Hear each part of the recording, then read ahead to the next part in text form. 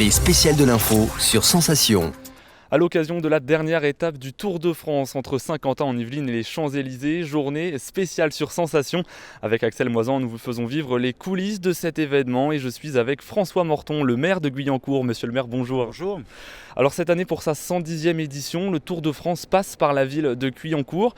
Comment la ville s'est-elle attribué le passage de cette étape du Tour de France ? Alors en réalité, on a beaucoup de chance que le Tour de France passe par notre ville. Ça s'est fait au niveau de Saint-Quentin-en-Yvelines en co-organisation avec ASO, qui est l'organisateur du Tour de France, afin de faire un trajet qui passe par l'ensemble des sites olympiques de Saint-Quentin-en-Yvelines. Et donc à Guyancourt, le Tour de France passera par l'avenue de l'Europe et la RD 91 aux alentours de 17h. Les cyclistes devraient passer 8 minutes. Quel est l'intérêt pour la ville d'être sur le parcours de la troisième compétition la plus suivie au monde ? Alors vous l'avez dit, c'est une compétition très suivie, c'est une compétition éminemment populaire et qui a un gros avantage par les temps qui courent, c'est qu'elle est gratuite pour le public. Et donc les gens pourront se masser au bord des routes pour voir passer les coureurs ou se rendre au vélodrome au départ de l'étape.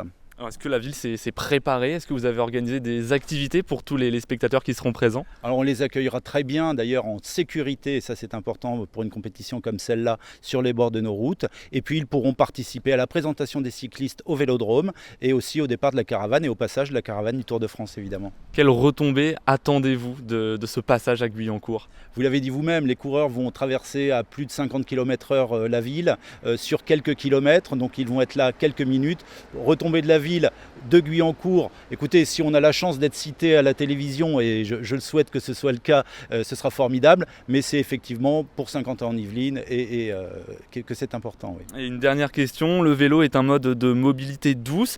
Quelles sont les initiatives de la ville de Guyancourt dans la promotion de ce mode de mobilité ? Alors, les pistes cyclables en elles-mêmes sont de la compétence de l'agglomération de Saint-Quentin-en-Yvelines.